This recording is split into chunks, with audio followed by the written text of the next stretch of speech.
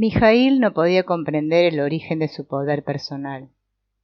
En varias ocasiones había perdido totalmente la esperanza de ver aprobada alguna de las reformas que proponía, pero siempre, antes de las votaciones, una frase suya, un comentario previo a la determinación del Soviet Supremo, hacía virar la balanza a su favor. Cuando le planteó esta interrogante a su esposa, ella le dijo que poseía un talento natural para decir las cosas con claridad y sin rodeos, para tocar los puntos esenciales y para abrir una puerta a la esperanza y el sentido común. Era para ella la razón principal de su amor y admiración hacia él. Era, en fin, como un recordatorio de lo humano en contra de las abstracciones frías y crueles de la mentalidad enajenada. Mijaíl en sí mismo se sentía bien, y lo que más le gustaba era entretenerse con consideraciones que otros calificarían de ingenuas.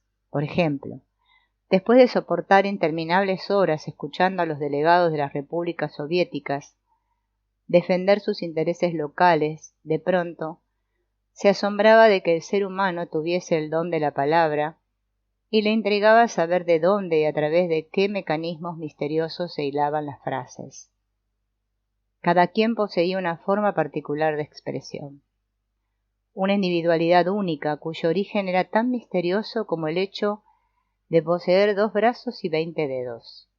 Lo más obvio era lo más inexplicable, y Mijaíl se extrañaba de la inhabilidad de sus colegas para notarlo. Cuando él mismo hablaba, siempre había un testigo preguntándose acerca del origen primario de las ideas que expresaba. Ese origen parecía ser simple e indivisible. Era su yo o su mismidad. Pero si alguien se preguntaba, tal y como él lo hacía, cómo a partir de tal núcleo se activaba un discurso coherente y dilatado, no había más que asombrarse del portento. En este sentido, el Papa lo había decepcionado.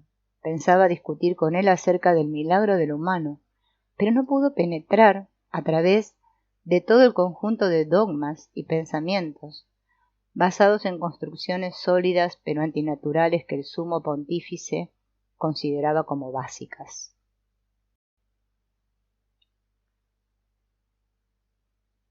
Por ello, Mijaíl le había dicho que lo más importante era lograr una revolución de la mente, aludiendo a la necesidad de abandonar los conceptos preestablecidos y haciendo una referencia encubierta a la decepción que le había provocado tanta superestructura.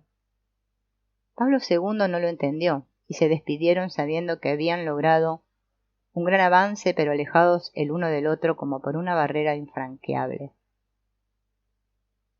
Ahora, mientras pensaba en las amenazas de Sidem, y mientras escuchaba a George hablando con el Consejo de Seguridad, intentó penetrar en el verdadero significado de todo aquello. La mente de Sidem era, por un lado, simple y hasta fácil de entender. Se trataba de un ser golpeado por la existencia que trataba de anular un vacío interno terrible, con demostraciones de poder externas. Pero por otro lado había algo muy extraño y misterioso en su poder y en su persona, algo que se oponía rotundamente a su propia forma de ver la realidad, pero que no por ello tenía menos fuerza. Era como si por detrás de él hubiese otra inteligencia. Mijaíl estaba acostumbrado a luchar y a vencer a pesar de todas las dificultades, pero Sidem no era el blanco de la nueva batalla, más bien el enemigo era lo que se encontraba escondido detrás de Sidem. El rabino no podía creer lo que las evidencias le mostraban. Era demasiado herético, demasiado alejado de las escrituras, y sin embargo todo demostraba que el esperado no era un hombre de su propia raza. Él mismo lo había dicho ante la congregación. Reconocerlo implicaba desechar toda preconcepción. Pero lo que acontecía era demasiado violatorio para todos sus principios y conocimientos. Se imaginaba lo que sucedería si combatía su hallazgo. El Mesías no es judío. Pensarían que había enloquecido, que las fuerzas del mal se habían apoderado de su alma, y sin embargo era evidente. ¿Qué ¿Quién había evitado la catástrofe de una nueva guerra? ¿Quién había liberado a todos los países de Europa Central? ¿Quién había evitado una nueva detonación de armas nucleares? ¿Y quién afirmaba que defender a Israel en contra de un ataque iraquí? Todos lo oían. Sus reformas imposibles eran aceptadas y su deseo de paz y armonía eran indudables. Y lo más misterioso de todo es que tenía la marca. El rabino sabía que la cábala afirmaba que los seres más avanzados tenían inscritas una o más letras hebreas en la frente. Y Mijaíl, a pesar de toda la evidencia, el rabino decidió esperar. Quizás alguien aparecería en el último momento. Por ahora la amenaza del otro lado estaba llegando a un punto culminante. Faltaban los 15 días de oscuridad total y la reconstrucción del templo de Jerusalén. Esperaría. La quinta noche, Augusto soñó con tumbas. Estaban en todos lados, pero divididas en dos secciones. Por un lado la cristiana, llena de cruces e imágenes de santos, y por la otra la judía, repleta de símbolos abstractos, estrellas de David e inscripciones hebreas. Acostado en medio de dos tumbas judías y cerca de un tabernáculo adornado con filigranas tejidas, sobre un terciopelo avinagrado, el cuidador de los terrenos de la montaña dormitaba. Augusto se acercó a él y se dio cuenta que unas instalaciones eléctricas diseñadas para alumbrar el cementerio habían sido violadas y los cables de corriente arrancados de sus enchufes. Despertó al cuidador llamándolo por su nombre, don Simón, y le pidió ayuda para reconstruir las conexiones. Al despertarse, Augusto comprobó que su visión de la realidad había sufrido un cambio. Algo había muerto simbolizado en las tumbas que soñó y su vigilia manifestaba esa muerte. Se sentía a sí mismo sencillo y sin pretensiones de ningún tipo. Los árboles eran árboles y nada más. Las gotas de rocío eran gotas de rocío y la hierba, hierba. No había nada que hacer ni nada novedoso en que pensar excepto su propio estado. En él estaba el conocimiento, lo conocido y el conocedor. Bastaba con sentarse para poseerlo todo.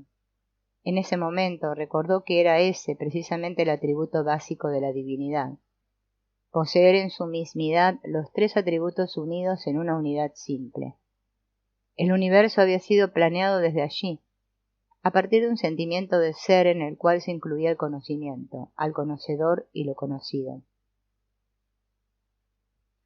Augusto se asombró de su sensación y del avance que había logrado, y súbitamente lo conectó con el problema que debía resolver. Cada punto de la latiz contenía toda la información del universo. Por ello, la solución para extraer energía directamente del espacio tendría que implicar la construcción de un mecanismo de convergencia total, que lograra incluir en sí mismo lo que actualmente concentraba cada punto de la latiz. El experimento dedicado a incrementar la correlación entre ambos hemisferios cerebrales constituía otra clave del rompecabezas. Augusto se sentó a meditar tratando de encontrar el significado que unía todas las piezas. Niccolò había aceptado las condiciones de Augusto, pero no por gusto, sino porque no tenía otra alternativa. Nadie estaba más capacitado que Augusto para coordinar el proyecto, y además no se vería muy a menudo. Habían quedado de acuerdo en realizar una reunión de cada 6 meses para analizar los avances de la investigación y decidir conjuntamente nuevas estrategias y destinar fondos para los desarrollos. Además, a Augusto le caía bien, aunque no soportaba tener que refrenarse para no darle órdenes o exigirle premura. Pero no era un sacrificio muy alto a cambio de contar con su genialidad. Niccolò estaba asombrado por el ritmo de los acontecimientos. Aunque Sidem no había cumplido con sus amenazas, tampoco las había retirado. Israel estaba armado hasta los dientes y preparándose para repeler cualquier ataque o quizás para perpetrarlo. Los Estados Unidos y la Unión Soviética estaban unidos y listos para lanzar bombas atómicas en contra de Irak a la menor señal de ataque, y los precios del petróleo habían alcanzado cifras astronómicas. El mundo estaba a la espera en un clima de tensión casi insoportable. Pero nadie se atrevía a dar el primer paso. Era como sostenerse en un equilibrio precario sobre el filo de una navaja de platino. A pesar de todo esto, Nicolo estaba feliz. Nunca había ganado tanto dinero y el proyecto para construir el prototipo marchaba a las 1000 maravillas. Augusto se había establecido cerca de las instalaciones inglesas de la corporación y dirigía los trabajos con un entusiasmo notable. Habían quedado de reunirse la siguiente semana para analizar los avances. El límite máximo parecía no ser mayor de 89%. Por lo menos eso indicaban las gráficas que Augusto había preparado para la reunión. Más allá de esa cifra, el cerebro humano perdió toda especificidad hemisférica. Alguien había rozado el 90% de correlación interhemisférica, pero no había querido volver a los laboratorios. Decía que la experiencia lo había atemorizado a tal grado que por nada del mundo deseaba repetirla. Un grupo de 10 voluntarios habían permanecido constantes durante 6 sesiones consecutivas por arriba del 80%, y con ellos se inició la segunda fase del experimento. Un proyector láser se había acoplado con un instrumento de alta precisión, encargado de determinar desviaciones de la trayectoria del haz luminoso con una exactitud de una 10.000.000ª de pulgada.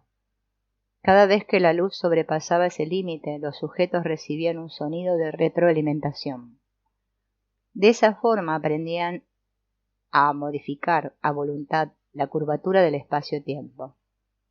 4 de los 10 voluntarios lo habían logrado y fueron escogidos para iniciar la tercera fase. Esta consistía en focalizar la curvatura en un área diminuta del espacio. La idea era que de lograrlo elevarían la temperatura de esa sección de la latiz en forma considerable. Uno de los 4 lo había conseguido. Los termómetros indicaron una temperatura de 250 centígrados, suficiente para utilizarse operativamente. Mientras Augusto exponía los avances, Nicolo se sentía regocijado. Aquello que oía era una maravilla, pero al mismo tiempo le preocupaba la necesidad de tanto entrenamiento y el hecho de que solo 1 entre 10 lo había logrado. Por supuesto que quedaba demostrada la posibilidad y ese era un paso gigantesco, pero ¿cómo generalizarla y hacerla accesible? Nicolo externó sus dudas y todos guardaron silencio esperando la respuesta de Augusto. Este se levantó de su asiento y caminó alrededor de la mesa mientras hablaba. La idea era muy simple.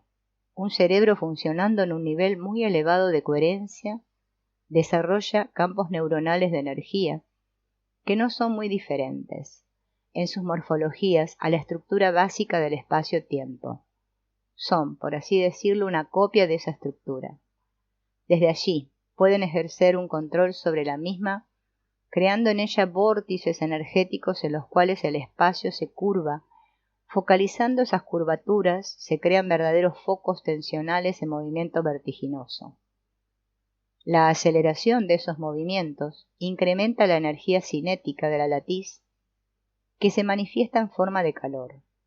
El efecto es equivalente al de una fricción sostenida y enorme que incrementa el movimiento molecular de algún objeto calentándolo.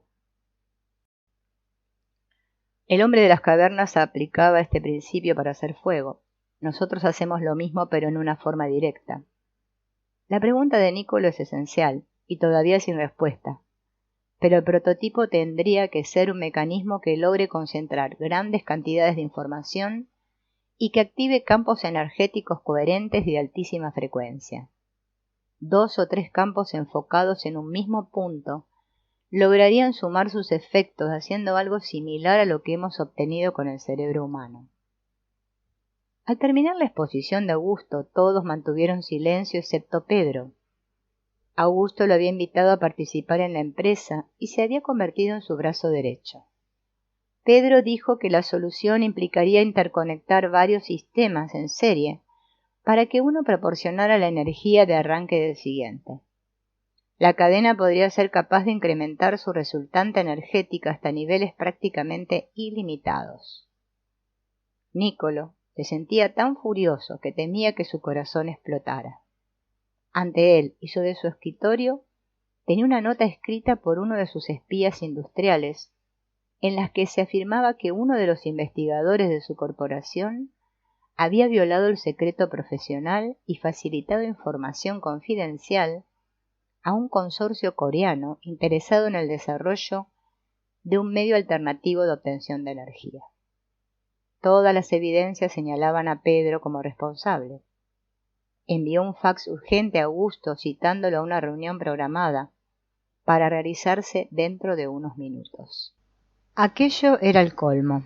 Había invertido más de $600 millones en el proyecto y Pedro, en un acto de total irresponsabilidad y traición, había regalado todo el esfuerzo a los coreanos.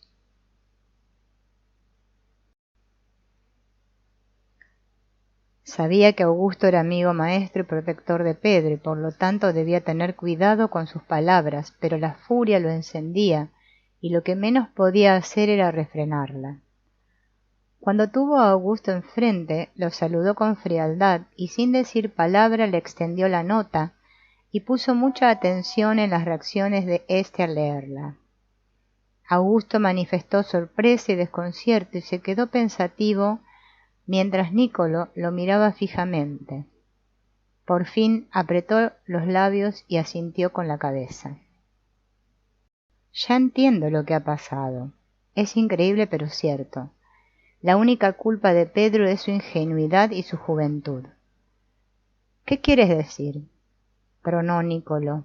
Él ha cometido un acto criminal y traidor. No, no es así, le contestó Augusto con un tono conciliador. Le explicaré lo que ha sucedido. Hace unos meses Pedro conoció a una chica oriental, coreana, por cierto, muy agradable y simpática. Me la presentó en una cena y a mí me pareció encantadora. Iban al cine y al teatro y a conciertos, y pronto se inició un romance entre los dos. La chica se interesaba mucho en el trabajo que Pedro realizaba y lo alentaba a contarle los avances del mismo. Decidieron vivir juntos y así se les veía en todos lados. Hace una semana la chica desapareció, se esfumó sin dejar rastro ni forma alguna de encontrarla. Pedro me lo confesó llorando de desesperación. Seguramente ella es la culpable de lo acontecido, pues en un buen lío nos metió su colaborador, y ahora es demasiado tarde, replicó Niccolò, más calmado pero en un tono que no admitía réplicas. No lo creo, le dijo Augusto. La parte esencial del proyecto apenas está comenzando y nadie, ni siquiera nosotros, sabemos cómo evolucionará.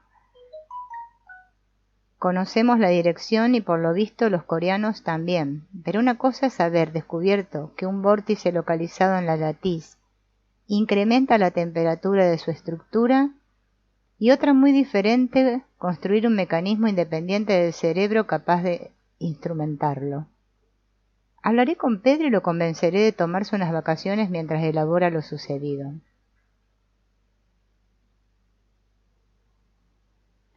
Como precaución al futuro, solamente usted y yo conoceremos los detalles globales de los avances. Así nadie podrá juntar las piezas del rompecabezas y compartir información crítica con extraños. ¿Está de acuerdo? Tal y como lo temía Augusto, Pedro no aceptó lo que aquel le decía. Estaba enamorado y no podía creer que no era correspondido. Menos aún que la única motivación de su amada había sido el utilizarlo para obtener información. Augusto le mostró la evidencia y vio cómo las pupilas de Pedro se dilataron enormemente cuando las pruebas que oía se volvieron abrumadoras. Lo convenció de regresar a México, ir al mar, meditar y olvidarse de todo el asunto por unos meses. Le prometió que lo recibiría de nuevo al concluir ese periodo. Pedro acabó aceptando y el propio Augusto lo llevó al aeropuerto y lo despidió con un fuerte abrazo. En el camino de regreso, a Augusto le intrigó algo que él mismo había mencionado durante su conversación con Niccolò. Le había dicho que el mecanismo debía ser independiente del cerebro humano, como si no hubiera otra alternativa. ¿Pero era realmente así? Sus ingenieros electrónicos se mantenían ocupados tratando de desarrollar un sistema internacional convergente. La idea consistía en interconectar varios módulos de procesamiento de datos de tal forma que cada nivel de los mismos algoritmizara la información del previo. De esta manera, al final de una cadena de 6 u 8 pasos, el último contenía en forma hiperconcentrada la información de todo el conjunto. Esa información era luego trasladada a un sistema de modulación de frecuencias y una onda acarreadora conectada con una antena parabólica enfocaba los algoritmos electrónicos en una porción del espacio. El sistema había fracasado porque, independientemente del tipo de información con la cual se alimentaba, no hubo ningún incremento de temperatura en la zona del espacio que se enfocaba. Después habían hecho lo mismo, pero hasta con 12 sistemas independientes y enfocados en el mismo punto. Habían logrado algún efecto, pero cualquier horno de microondas lo hacía mejor y con menos gasto de energía. No parecía existir un sustituto del cerebro humano y la idea de entrenar a sujetos para lograr el efecto deseado era sólo defendible para una etapa de experimentación, pero no para un uso generalizado. El hombre no podía usarse como si fuese una máquina productora de energía. Eso atentaba en contra de la dignidad humana. Por lo menos eso había pensado Augusto cuando se discutió la idea, pero ahora otro modo de pensamiento había empezado a infiltrarse en su mente. ¿Por qué no pensar en una interfase cerebro-materia en la que cualquier operador pudiese participar utilizando su propia actividad cerebral? No como una máquina mecánica, sino como un colaborador consciente y voluntario del proceso. ¿Acaso no era lo mismo que sucedía cuando un aviador piloteaba una nave o un mecánico utilizaba su torno? Ambos debían concentrar su mente en su trabajo y utilizarla para coordinar sus instrumentos mecánicos. Aquello no era degradante ni inhumano, sino una actividad sana y constructiva. ¿Por qué no pensar en algo similar en donde el cerebro humano pudiera participar en forma directa? Más aún, si lo que se requería era una elevada coherencia cerebral, esa participación podría incluso ser beneficiosa para el desarrollo humano. Amanecían Rishikesh. El Ganges corría suave y fresco entre las laderas de los Himalayas, serpenteando entre las docenas de ashrams que florecían a sus orillas. La meditación de la madrugada en el templo de Sivananda de la Divine Life Society acababa de terminar, y los monjes vestidos de anaranjado, sus discípulos y los visitantes extranjeros se dedicaban a hacer sus ejercicios de yoga antes del desayuno. Las noticias de la inminente guerra en el Medio Oriente no habían cambiado en nada las costumbres de la comunidad de yogis. Si acaso dedicaban parte de sus meditaciones a purificar la energía planetaria, creando con sus mentes una vibración protectora que enviaban hacia la zona del conflicto. Por lo demás, continuaban con sus rezos y actividades cotidianas. Uno de los monjes se había vuelto famoso porque la NASA, enterada de su capacidad para permanecer en un estado latente, lo había invitado para entrenar a los astronautas en el difícil arte de utilizar la menor cantidad de oxígeno durante períodos que llegaban a durar horas. Augusto había obtenido esa información de la Agencia Espacial Norteamericana y estaba en la India a fin de entrevistarse con el yogi. Intuía que obtendría información valiosa para el proyecto. El patio central del ashram era un espectáculo lleno de vida en donde vacas enormes caminaban plácidas y sin ser molestadas al lado de monjes con túnicas. Uno que otro extranjero tocando el tambor y colas de renunciantes esperando ser alimentados con las sobras de comida. Debajo de un árbol una chica hermosísima se hallaba rodeada de admiradores. Les enseñaba a tejer collares y brazaletes usando hilos de todos los colores. Afirmaba que vendiéndolos había podido sufragar un viaje alrededor del mundo.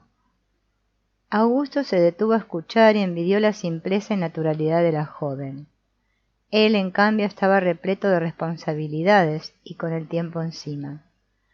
Ahora que los coreanos sabían el secreto, no sería extraño que se les adelantaran con el prototipo. En realidad aquello no lo afectaba tanto como a Niccolò, pero estaba comprometido con él y no deseaba defraudarlo. A lo lejos divisó la figura de un monje y reconoció en su cara los mismos rasgos de quien estaba buscando. Se acercó a él y lo abordó directamente. Le explicó sus intenciones y el monje le preguntó acerca de su conocimiento de la conciencia. Las respuestas de Augusto no lo satisfacieron. Le dijo que antes de poderle ser de utilidad tendría que aprender a observar y controlar su mente. El monje aceptó enseñarle y quedaron de verse diariamente a las 4 de la mañana. A los funerales del gran rabino asistieron cientos de miles de sus devotos seguidores. La ciudad de Nueva York se paralizó debido a las inmensas aglomeraciones de Hasidim que lo acompañaron al cementerio judío. El rabino fue depositado en la tierra cubierto con una simple manta y dentro de un ataúd de madera de cedro, rústico y sin barnizar. Su hijo mayor recitó la oración fúnebre después de rasgarse sus ropas en señal de duelo. Él quedaba como heredero y guía del linaje, y en el momento en el cual lanzó unas piedras sobre el ataúd, recordó los últimos instantes de la vida de su padre. Lo había llamado cerca de su lecho de muerte y pedido que acercara su cabeza a la suya. Parecía querer decir un nombre, pero no podía. El hijo era capaz de sentir el esfuerzo inmenso que hacía su padre y simultáneamente la lucha que se desarrollaba en su interior. Parecía que al mismo tiempo que deseaba pronunciar una palabra, dudaba de hacerlo. El hijo oía la respiración agitada de su padre moribundo y trataba de entender. El rabino pronunció la letra M, pero no logró completar el nombre y murió. Fuera de sus clases, en la madrugada, Augusto tenía todo el tiempo libre para pensar. Caminar por los bosques que rodeaban Rishikesh o sumergirse en el Ganges, helado, en las horas de la tarde cuando la atmósfera se caldeaba hasta alcanzar los 40 grados centígrados. En un cuaderno anotaba sus ideas y pensamientos y el contenido de sus sueños. Le intrigaba mucho la relación entre las esferas que había soñado, su carga eléctrica y el hilo superconductor que las interconectaba. No acertaba a descubrir su significado y su relación con el prototipo. Las clases con su nuevo maestro tampoco habían logrado aclararle gran cosa. Se dedicaban a repasar los conocimientos del yoga clásico tal y como los había descrito Patanjali en sus aforismos. Solamente en una lección Augusto había logrado intuir una posibilidad. Según las enseñanzas, el tiempo y el espacio se podían trascender como si la mente pudiese funcionar como un superconductor interconectando eventos sin resistencia intermedia. Sentado en una orilla del Ganges y viendo las pequeñas olas que se formaban en su interfase con la arena, Augusto de pronto entendió la relación. Era clarísima y acorde con la mecánica cuántica. Entre dos superficies metálicas cargadas con electricidad se producían deformaciones de la latiz. Las esferas de sus sueños y las de la evidencia de Petra representaban ese mecanismo. El cerebro y sus campos neuronales eran los superconductores que establecían y modulaban la conexión con las esferas. Pero para lograr actuar como un superconductor perfecto y restablecer la conexión, uno debía morirse a sí mismo como en el sueño de Don Simón. Esa muerte del yo era lo que enseñaba el yoga. Augusto se levantó de la arena y volteó a la izquierda. 3 sadhus, completamente cubiertos de cenizas, hacían abluciones en el Ganges mientras un ramo de flores amarillas flotando en su superficie era arrastrado por la corriente. Afuera nevaba, y un viento suave mecía las copas de los pinos y siseaba al atravesar sus ramas. Dentro de la cabaña, Augusto y Blanca, abrazados sobre un sillón, observaban el fuego brillante y las chispas que despedían los leños de la chimenea. Blanca estaba ávida por oír las aventuras de Augusto en la India, y él por contárselas. Había aprendido tantas cosas que no sabía por dónde comenzar. La miró a los ojos y comenzó a hablar. En Rishikesh aprendí a reconocer mis propios estados y a controlar mi mente. Podía concentrar mi atención en un tema u objeto hasta por 30 minutos sin distraerme o divagar. Me volví un experto en una técnica de conocimiento directo denominada Samyana, con la cual uno puede penetrar el significado de cualquier ser u objeto conociéndolo en su interior. Pero lo que yo estaba buscando, una técnica apropiada para lograr un manejo generalizado del sistema, no la pude encontrar allí. Un sadhú de larga barba y túnica anaranjada me reveló que en el sur de la India existía un lugar donde encontraría lo que deseaba. Encontré el lugar después de miles de peripecias. Allí me enseñaron una forma de respirar que pulió a mi mente de todo ruido. Consistía en repetir una frase mántrica en sincronía con una respiración abdominal.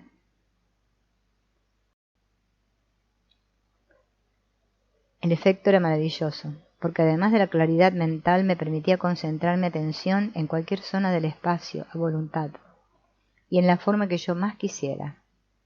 Aquello era perfecto y adecuado para mis propósitos, pero me imaginé a un conductor de un automóvil con un motor de interacción directa con la latiz, respirando en esa forma, repitiendo un mantra y sin poder concentrarse en el camino ni platicar con sus acompañantes, y me di cuenta que no funcionaría. Pero estaba tan contento conmigo mismo que casi me olvidé del objetivo de mi viaje. Me lo recordó un telegrama de Nicolo en el que me comunicaba acerca del avance de los coreanos, y me urgía a regresar lo antes posible. Entonces, me sucedió algo verdaderamente maravilloso. No sé cómo explicártelo, pero fue como una revelación súbita y absoluta. Me di cuenta que no había necesidad de un entrenamiento especial o de una concentración magnificada. Lo único que había que hacer era conectar un diminuto electrodo localizado en la zona del vértex en la superficie del cuero cabelludo, con el prototipo, algo más sencillo que abrocharse un cinturón de seguridad. La conexión con el prototipo alimentaría al sistema con el cerebro humano en la zona en donde la actividad del mismo se promedia en forma natural. Blanca volteó a ver a Augusto con una mirada de interrogación. No entendía qué ventaja representaría lo que él le había contado o cómo solucionaría así su problema. Sintió que era demasiado simplista, casi pueril, pensar que un alambre conectado con la cabeza pudiese revolucionar todos los sistemas de obtención de energía del planeta. Se lo hizo ver y éste rió con placer. Pero no se trataba de un alambre común y corriente, le contestó mientras la abrazaba. Se requiere de un superconductor, y ahí está el problema. No contamos con superconductores de temperatura ambiente, pero hay muchos indicios y trabajos que señalan que pronto contaremos con ellos. A Blanca aquello le resultaba interesante, pero muy poco romántico. Deseaba que Augusto olvidara por un momento sus proyectos y preocupaciones y que simplemente le abrazara y amara. Hizo una tentativa de más acercamiento y cuando Augusto estaba a punto de besarla sonó el teléfono. Era Nicolo, urgiéndolo a presentarse inmediatamente en su oficina. Ahora Augusto estaba más que furioso. Se lo dijo a Nicolo cuando estuvo frente a él. No toleraría ni una vez más la intromisión de Nicolo en su vida privada. Se sentía perseguido por él y presionado hasta un límite que no podía tolerar. Sabía que aquello era una carrera en contra del tiempo y que los coreanos casi los habían alcanzado, Pero después de todo, lo que estaba en juego era un sistema que solucionaría los problemas de energía de todos y que acabaría con la contaminación y el deterioro planetario, y no una empresa particular cuyo único objetivo era enriquecer a unos cuantos o darles poder sobre los demás.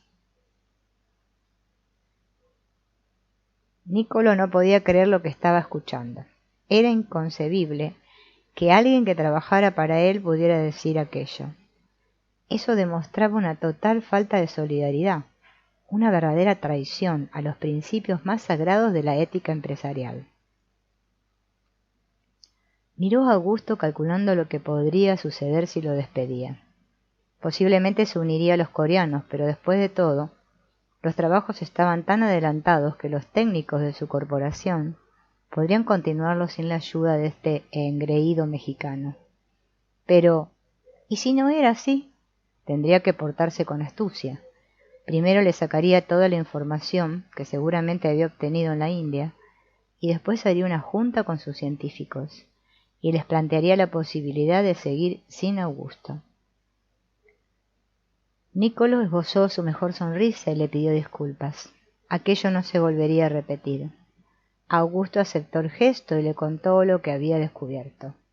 Se despidieron dándose un abrazo, y al verlo salir de su oficina, Niccolo se apresuró a telefonear al coordinador técnico del proyecto. Augusto se enteró 2 semanas después. Estaba fuera. Niccolo se lo comunicó a través de un memorándum. Intentó hablar con él, pero todas las puertas estaban cerradas. Se le impidió el acceso a los laboratorios y recibió un cheque con su último pago. Con el dinero compró un boleto de regreso y se reintegró a su puesto original en la universidad. Durante 4 meses se sintió deprimido y herido, no por los acontecimientos, pero pronto comenzó a recuperarse y decidió seguir solo con el proyecto.